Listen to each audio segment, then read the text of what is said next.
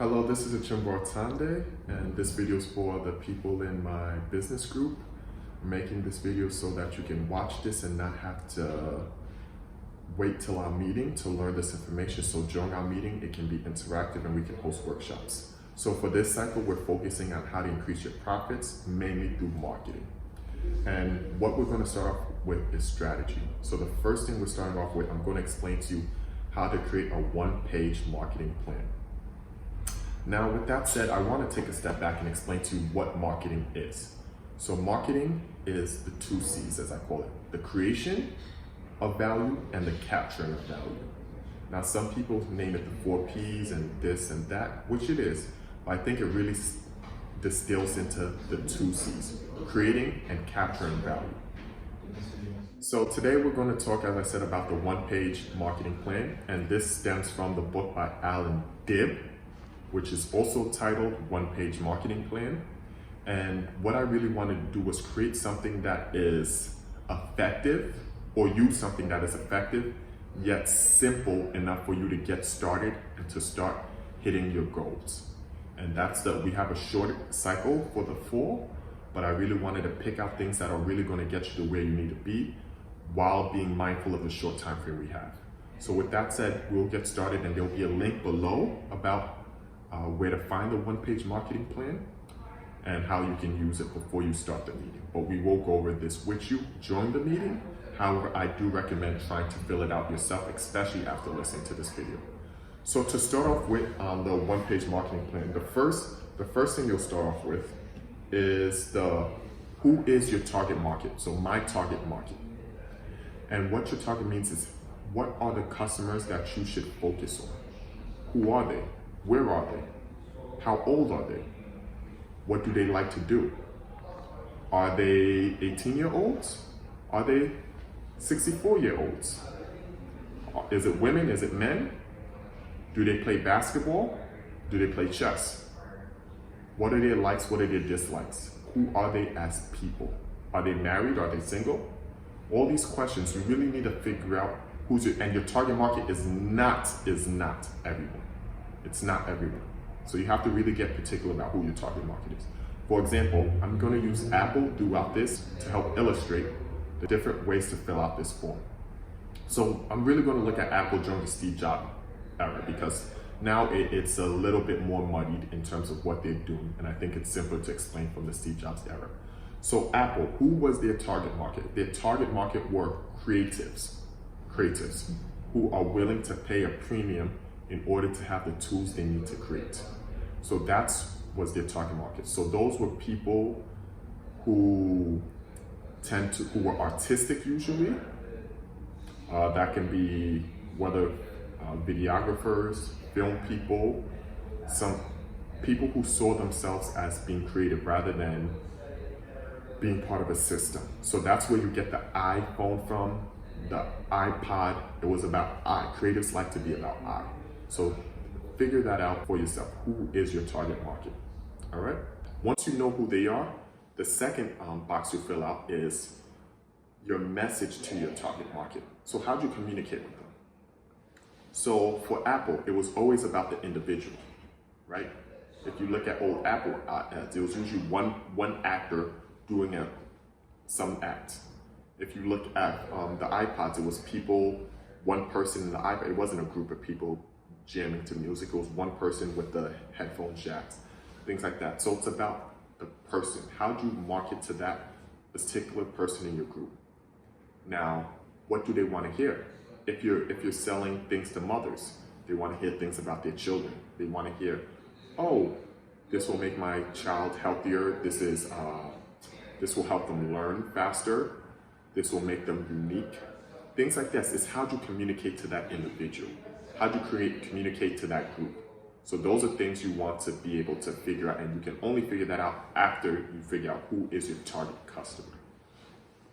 Now, with that said, once you figure out how you want to communicate with them, the next step is figure out what media, aka what channels do you use to communicate with them. So that means, are you communicating through social media?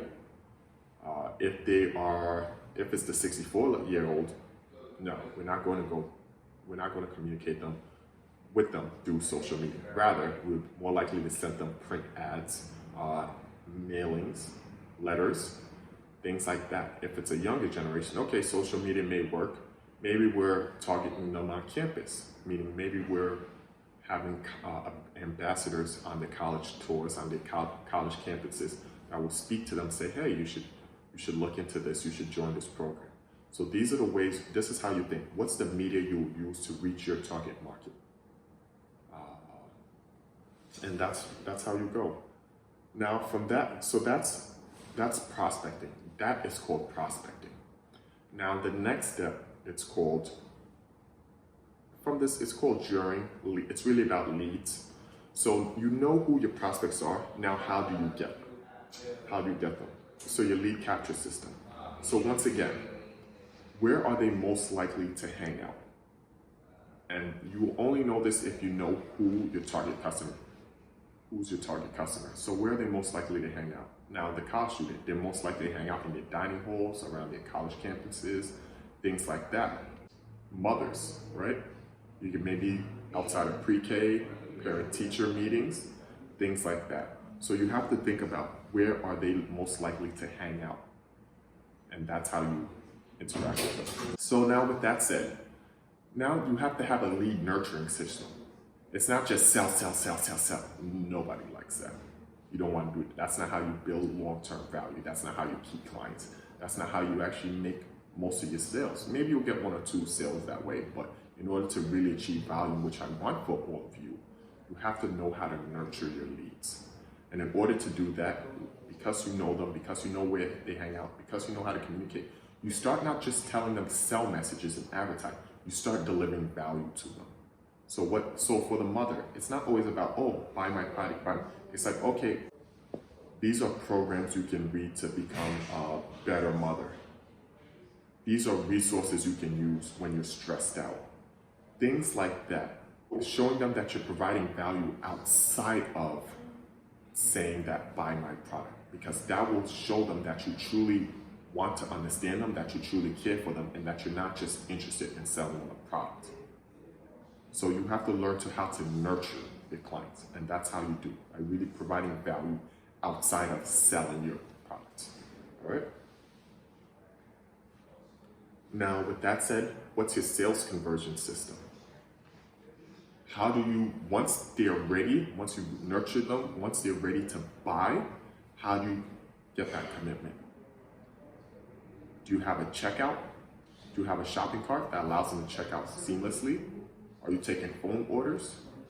Do you have contracts ready? What's your sales conversion strategy? How are you going to turn those hot leads, the people who want to buy right now, into signed contracts, into dollars in your bank account? So think about this, because I don't want you to get right to the line and not be able to cross it. I want you to actually cross that line. Now, once you have people who are buying, or even before then, how do you deliver a world-class experience? Now, maybe that's not what you're aiming for, but how do you make your customers satisfied? That's the question you should ask yourself if that's the case. Now, in that scenario, are you following up? Do you have a customer guarantee? If something breaks, you'll fix it? Do you have a satisfaction guarantee? Are you providing a cherry on the top? Are you providing a little surprise? What makes them feel special about receiving your service or product? Think about that, because that's one of the ways you truly create a multi-million-dollar company. You have to provide something that makes somebody feel special. The next step is, how do you increase lifetime customer value? So what's lifetime customer value? That's the value that each client gives to your company. So that's the amount of purchases they make. That's the amount of referrals they give you. So what's the lifetime value? If you're selling one product, then let's say it's $20. Can you increase it to $25? How can you do that? Maybe you add an installation package. Okay, $10 more will come install it for you. Maybe you add same-day shipping. Maybe you add a subscription. How do you increase the value of each client? Do you add a second service that's related? Do you add a second product? You want to think about these, not just thinking about one thing to sell. You're trying to create a business. So thinking about these different methods will help you create your business, a better business. And finally, one of the most important things that people often miss, it's actually how I get most of my business, is how do you create referrals? How do you get people to recommend you? How do you get clients to tell everyone else about you? And that's special because there's no marketing like word of mouth and referral marketing. When someone tells their friend that they should trust and buy your product, that's how your company really gets to heights unseen. So what can you do to make somebody do that for you? What can you do to make somebody recommend you? What can you do to make somebody excited about your product? And I want you to think about that. We're going to help you with that at 6:30 p.m. October 16th at our meeting. We're going to be very interactive this cycle, and that's why we're having you watch these videos beforehand. So when you come in, we can just jump into it, and I want each of you to go home with a one-page marketing plan.